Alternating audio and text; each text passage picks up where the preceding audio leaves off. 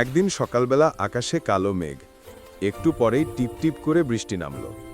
ছোট্ট মেয়ে আয়েশা মাথায় রঙিন ছাতা নিয়ে রাস্তা দিয়ে হাঁটছিল।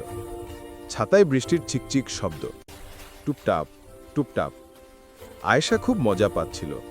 হঠাৎ সে শুনতে পেল একটা মিউ মিউ করে কান্নার শব্দ। সে থামল। রাস্তার পাশে একটি গাছের নিচে ছোট্ট কমলা রঙের একটি বিড়ালছানা ভিজে কাঁপছে। তার লোম ভিজে গেছে, চোখেও পানি। আয়েশা তাড়াতাড়ি ছাতা মাথার উপরে ধরে বিড়ালের কাছে গেল।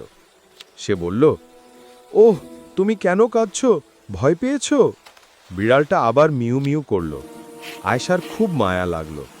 সে বিড়ালকে সাবধানে কোলে তুলে নিল এবং ছাতার নিচে নিয়ে গেল যাতে বৃষ্টি না লাগে। বাড়ি ফিরে আয়েশা তার মাকে সব বলল। মা হেসে বললেন, ঠিক আছে, ওকে ঘরে আনো, শুকনো তোয়ালে দিয়ে মুছে দাও। আয়েশা খুব খুশি হলো। সে তোয়ালে দিয়ে বিড়ালটাকে মুছে দিল, তাকে গরম দুধ দিল। বিড়ালটি খেতে খেতে পুর্র পুর্র আওয়াজ করছিল, যেন বলছে ধন্যবাদ। ধীরে ধীরে বিড়ালটি তাদের বাড়িতেই থাকতে শুরু করল। আয়েশা তার নাম রাখল কমলা।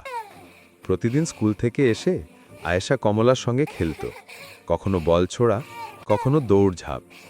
আয়েশা যখন আঁকা করত, কমলা পাশে বসে তাকিয়ে থাকত। খাবার সময় আয়েশা তার নিজের প্লেট থেকে মাছের ছোট টুকরো কমলাকে দিত। কমলাও আয়েশাকে খুব ভালোবাসত।